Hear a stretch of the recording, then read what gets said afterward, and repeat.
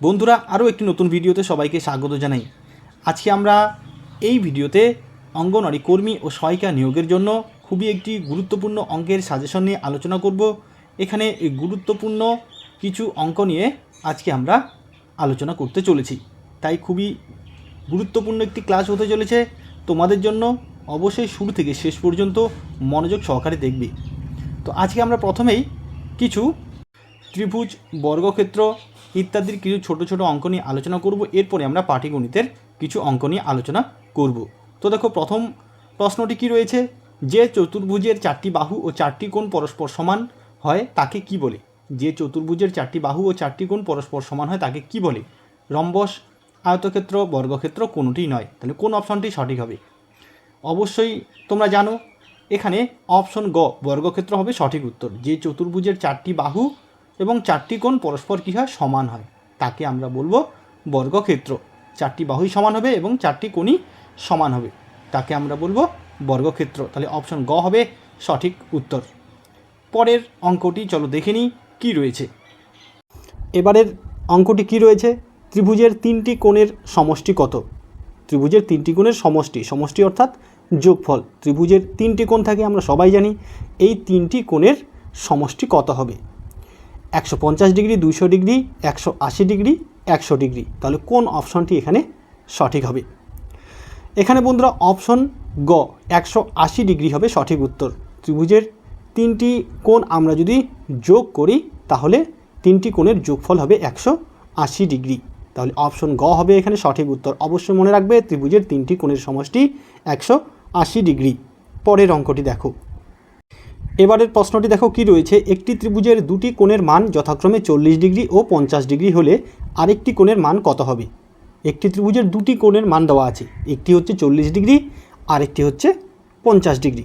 তাহলে আরেকটি কোণের মান আমাদের বের করতে বলেছে। অপশনে কি রয়েছে দেখো, 140 ডিগ্রি, 90 ডিগ্রি, 60 ডিগ্রি, 100 ডিগ্রি। তাহলে কোন অপশনটি সঠিক হবে? তাহলে আমরা কি জানি? আমরা জানি যে ত্রিভুজের তিনটি কোণের সমষ্টি কত? 180 ডিগ্রি হয়। আমরা এই আগের অঙ্কটি থেকেই জানতে পারলাম। তো তিনটি কোণের সমষ্টি হচ্ছে 180 ডিগ্রি। এবারে আমাদের এই যে দুটি কোণের মান দেওয়া আছে 40 ডিগ্রি এবং 50 ডিগ্রি, এই দুটির আমরা প্রথমে কি বের করব? সমষ্টি বের করব। তাহলে এই দুটি কোণের সমষ্টি কত হবে? 40 এবং 50 ডিগ্রি আমরা যোগ করব। তাহলে 40 এবং 50 ডিগ্রি যোগ করলে কত হবে? সমান সমান 90 ডিগ্রি হবে। তাহলে এই দুটি কোণের মান বের হলো আমাদের 90 ডিগ্রি। তাহলে আমরা জানি যে তিনটি কোণের সমষ্টি 180 ডিগ্রি এবং এই দুটি মিলে হলো 90 ডিগ্রি। তাহলে আমরা 180 থেকে এই 90 ডিগ্রিকে বাদ দেব। তাহলে যেটি আমাদের বিয়োগফল বের হবে সেটিই হবে বাকি কোণটির মান। তাহলে 180 থেকে আমরা যদি 90 বিয়োগ করি তাহলে কত হবে? সমান সমান 90 ডিগ্রি হবে। তাহলে আরেকটি কোণের মান হবে আমাদের 90 ডিগ্রি। তাহলে অপশন খ হবে সঠিক উত্তর। পরের অঙ্কটি দেখো। এবারের প্রশ্নটি দেখো কি বলেছে, 40 ডিগ্রি কোণের পূরক কোণের মান কত? 40 ডিগ্রি কোণের পূরক কোণের মান কত? অপশনে রয়েছে 140 ডিগ্রি, 45 ডিগ্রি, 55 ডিগ্রি, 50 ডিগ্রি। তাহলে কোন অপশনটি সঠিক হবে? 40 ডিগ্রি কোণের পূরক কোণের মান কত? তাহলে এখানে আমাদের প্রথমে পূরক কোণ কাকে বলে সেটি কিন্তু অবশ্যই জানা দরকার। তাহলে পূরক কোণ কাকে বলবো?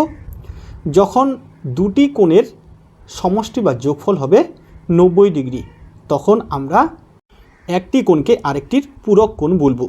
তাহলে দুটি কোণের সমষ্টি যখন কি হবে? 90 ডিগ্রি হবে, তাহলে একটি কোণকে আরেকটির পূরক কোণ বলবো। অর্থাৎ ধরো একটি কোণের মান হলো 60 ডিগ্রি এবং আরেকটি কোণের মান 30 ডিগ্রি, এবং এই দুটি কোণ আমরা যদি যোগ করি কত হবে? 60 এবং 30 90 ডিগ্রি হবে। তাহলে এখানে আমরা বলতে পারি 60 ডিগ্রি কোণের পূরক কোণের মান হলো 30 ডিগ্রি, বা 30 ডিগ্রি কোণের পূরক কোণের মান হলো 60 ডিগ্রি। অর্থাৎ দুটি কোণের সমষ্টি হতে হবে 90 ডিগ্রি, তখন একটিকে আরেকটি পূরক কোণ বলবো। তাহলে এখানে আমাদের 40 ডিগ্রি কোণের পূরক কোণের মান কত সেটি বের করতে বলেছে। অর্থাৎ আমাদের এই যে 40 ডিগ্রি দেওয়া আছে, এই 40 ডিগ্রি কোণের সাথে আর কত ডিগ্রি কোণ যোগ করলে 90 ডিগ্রি হবে, এটি কিন্তু আমরা মুখে মুখেই বলে দিতে পারি যে 40 ডিগ্রি কোণের সাথে যদি আমরা আর 50 ডিগ্রি কোণ যোগ করি তাহলে কিন্তু দুটি কোণ মিলে কত হবে? সমষ্টি কত হবে? 90 ডিগ্রি হবে। তাহলে 40 ডিগ্রি কোণের পূরক কোণের মান হবে 50 ডিগ্রি। অর্থাৎ এখানে অপশন ঘ হবে সঠিক উত্তর। তাহলে যদি আমরা বলি যে 70 ডিগ্রি কোণের পূরক কোণের মান কত?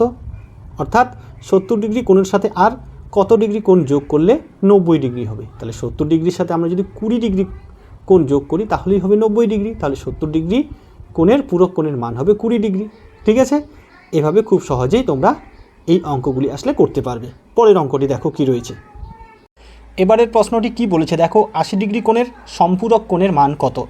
80 ডিগ্রি কোণের সম্পূরক কোণের মান কত? এর আগের অঙ্কটি আমরা করলাম, পূরক কোণ আমাদের বের করতে বলেছে, এবারে সম্পূরক কোণের মান বের করতে বলেছে। তাহলে পূরক কোণ আমরা কি জানলাম, যে দুটি কোণের সমষ্টি যখন কত হবে 90 ডিগ্রি। এখানে সম্পূরক কোণ কাকে বলে তাহলে আমাদের জানা দরকার। সম্পূরক কোণ কাকে বলবো? যখন দুটি কোণের সমষ্টি হবে 180 ডিগ্রি, দুটি কোণের সমষ্টি হবে 180 ডিগ্রি, তখন একটিকে আরেকটির সম্পূরক কোণ বলবো। তো এখানে আমাদের প্রশ্নে বলেছে 80 ডিগ্রি কোণের সম্পূরক কোণের মান কত, অর্থাৎ 80 ডিগ্রির সাথে আর কত ডিগ্রি কোণ যোগ করলে আমরা 180 ডিগ্রি কোণ পাবো। তাহলে এখানেও আমরা মুখে মুখে বলে দিতে পারি যে 80 ডিগ্রির সাথে আমরা যদি 100 ডিগ্রি কোণ যোগ করি তাহলে কিন্তু দুটি মিলে হবে 180 ডিগ্রি।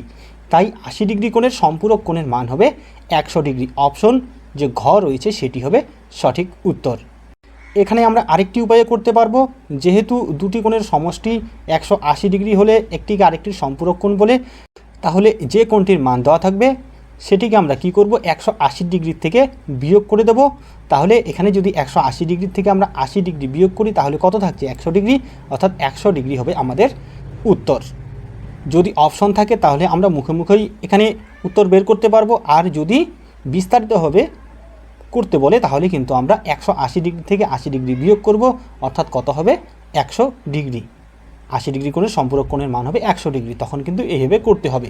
আর যদি অপশন থাকে তাহলে কিন্তু আমরা মুখে মুখেই উত্তরটি করে দিতে পারবো। পরের অঙ্কটি দেখো কি রয়েছে।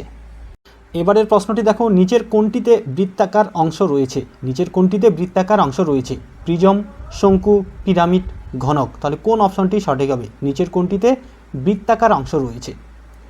দেখো বন্ধুরা, আমাদের প্রিজম, শঙ্কু, পিরামিড এবং ঘনকের যে চিত্র সেগুলি সম্পর্কে অবশ্যই ধারণা থাকা দরকার, তাহলেই কিন্তু আমরা এর উত্তরটি করতে পারবো। এখানে অপশন খ শঙ্কু হবে সঠিক উত্তর। তাহলে চলো আমরা ছবিগুলো একটি একটি করে দেখে নিই। এখানে দেখো বন্ধুরা, আমাদের প্রথম অপশনটি কি রয়েছে, প্রিজম। এই যে দেখো এখানে এইগুলো হলো প্রিজম।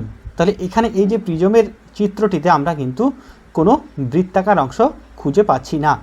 এরপরে দেখো শঙ্কু, এই শঙ্কুর মধ্যে দেখো আমরা কিন্তু বৃত্তাকার একটি অংশ খুঁজে পাচ্ছি।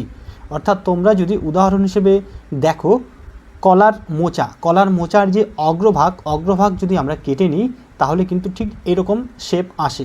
তাই এখানে শঙ্কু হবে সঠিক উত্তর। বাদবাকি যে অপশন রয়েছে পিরামিড, দেখো পিরামিডেও কিন্তু বৃত্তাকার অংশ থাকে না এবং ঘনকেও কিন্তু বৃত্তাকার অংশ থাকে না। লুডোর ছক্কা হচ্ছে ঘনক, এখানে কিন্তু বৃত্তাকার অংশ নেই। তাই শঙ্কু হবে সঠিক উত্তর, অপশন খ এখানে সঠিক উত্তর। পরের অঙ্কটি দেখো। এবারের প্রশ্নটি দেখো কি রয়েছে, বৃত্ত সম্পর্কে কোন কথাটি সঠিক নয়? বৃত্ত সম্পর্কে কোন কথাটি সঠিক নয়? তাহলে বৃত্ত আমরা অবশ্যই জানি বৃত্ত কেমন। বৃত্ত দেখো এখানে একদম গোলাকার একটি যে আকৃতি, এটি হলো বৃত্ত। তো দেখো প্রথম যে অপশনটি রয়েছে, কেন্দ্র থেকে পরিধি পর্যন্ত যে কোনো বিন্দুর দূরত্ব সমান। কেন্দ্র কোনটি? এর মাঝখানে কেন্দ্র অবস্থান করে।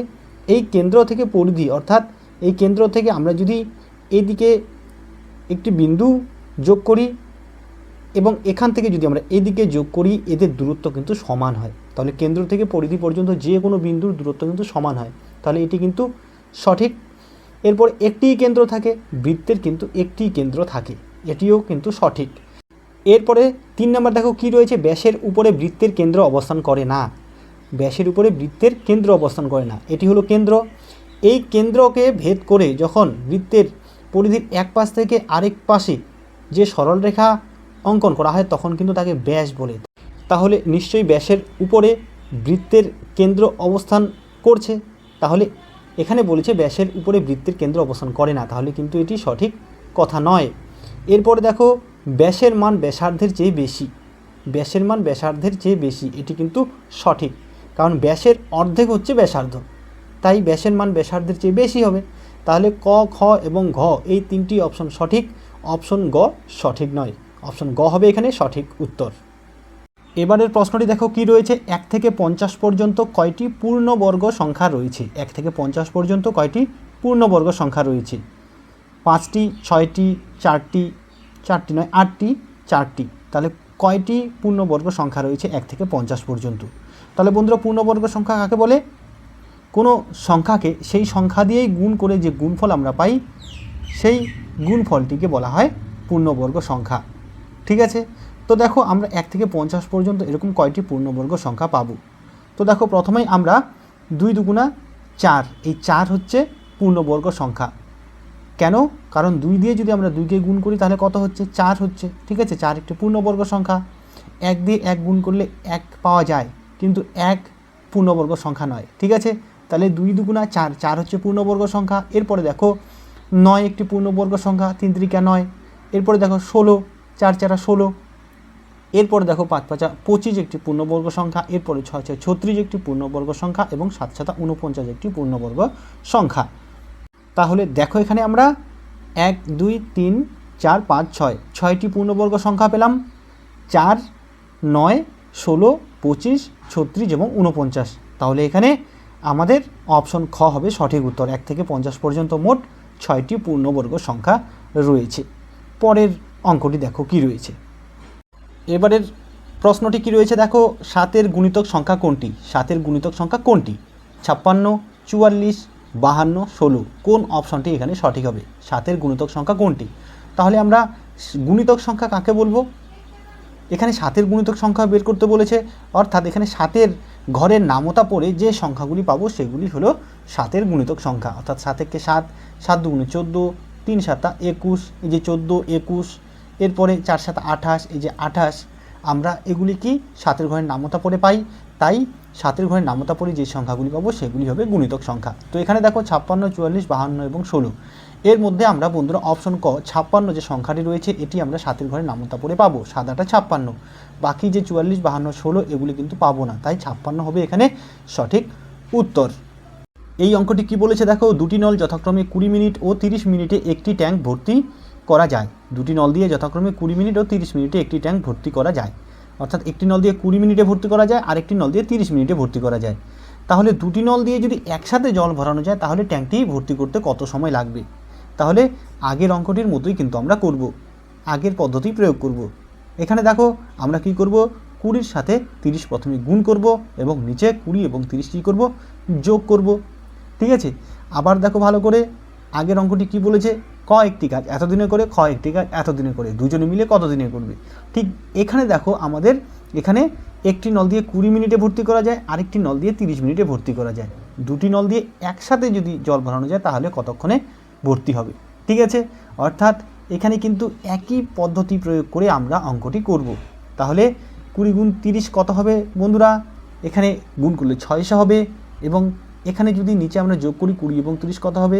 50 হবে। তাহলে দেখো আমরা এবারে কি করব, একটি শূন্য কাটবো। এবারে দেখো আমরা কি করব, নিচে 5 থাকলেও উপরে থাকলো 60, 5 দিয়ে 60কে কাটতে পারি, 5 12 60, অর্থাৎ 12 হবে আমাদের উত্তর। অর্থাৎ দুটি নল দিয়ে যদি একসাথে জল ভরানো যায় তাহলে ট্যাঙ্কটি 12 মিনিটে ভর্তি হয়ে যাবে। তাহলে এখানে 12 মিনিট হবে আমাদের উত্তর। খুবই সহজভাবে কিন্তু আমরা এরকম অঙ্ক আসলে তোমরা করতে পারবে। আজকে এখন আর তোমাদের কঠিন টাইপের অঙ্ক করার দরকার নেই, যেরকম অঙ্ক তোমরা শিখেছো সহজ টাইপের সেগুলি তোমরা অবশ্যই দেখে যাবে। এবারে এই অঙ্কটি কি বলেছে দেখো, এ ও বি একটি কাজ যথাক্রমে 10 ও 15 দিনে একা একা করতে পারে। এ একা 10 দিনে করতে পারে, বি একা 15 দিনে করতে পারে। একটি কাজ এ একা 10 দিনে, বি একা 15 দিনে করতে পারে। তাহলে কাজটি দুজনে যদি একসাথে করে তাহলে কত দিনে শেষ করবে? তাহলে এই নিয়মের অঙ্ক আমরা এর আগের ক্লাসে করেছিলাম।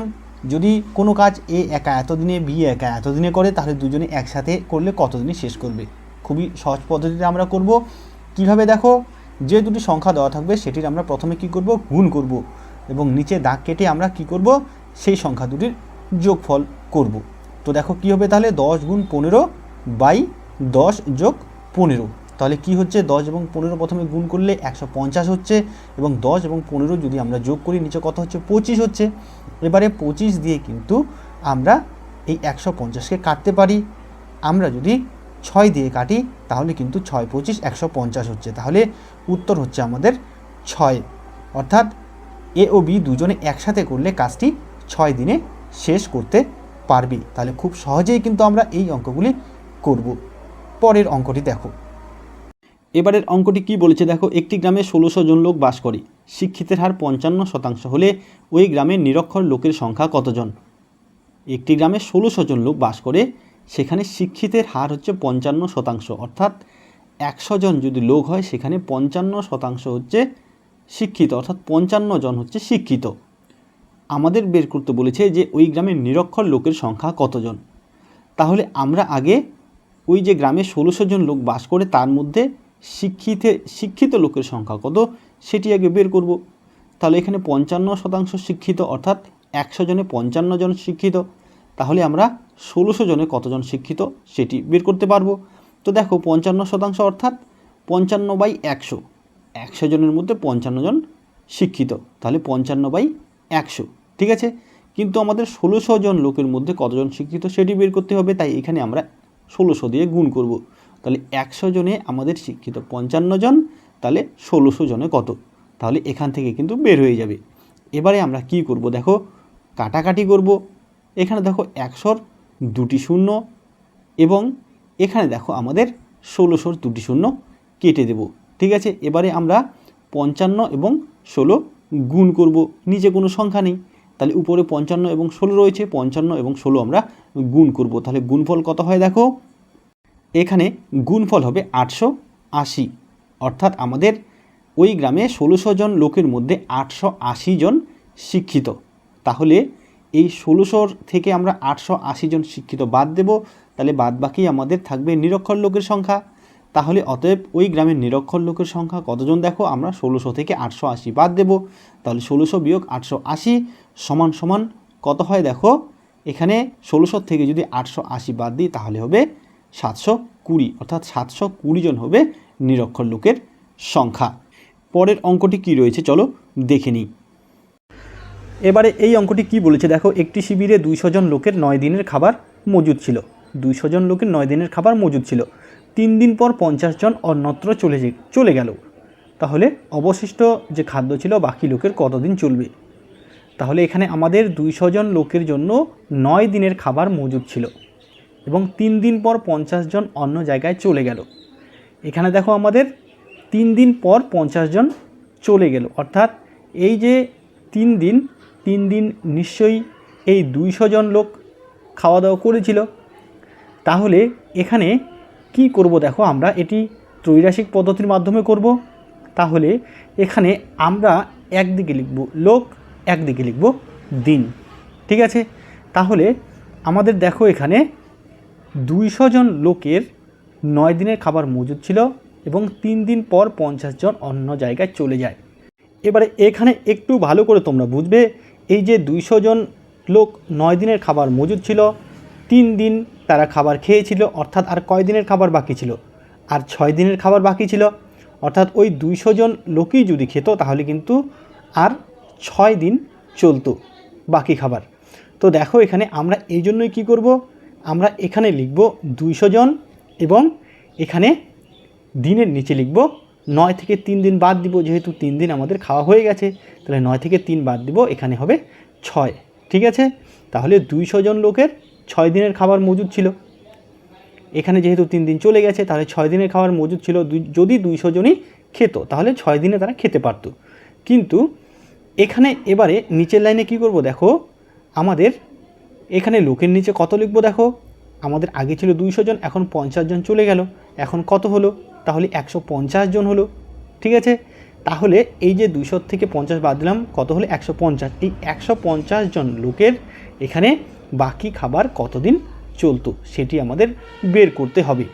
তাহলে কি হলো এখানে দেখো, এখানে 200 জন লোকের 6 দিন চলতো, তাহলে 150 জন লোকের এখানে কতদিন চলবে। ঠিক আছে, তাহলে এবারে আমরা সরল সম্পর্ক বা ব্যস্ত সম্পর্ক সেটি বের করব। এখানে দেখো 200 জন লোকের 6 দিন চলতো, আর এখন কতজন লোক হয়ে গেল? 150 জন লোক হলো, অর্থাৎ আমাদের এখানে লোক সংখ্যা কি হলো? কমে গেল। তো এখানে লোক সংখ্যা কমে গেল, এখানে আমাদের দিন সংখ্যা বাড়বে না কমবে?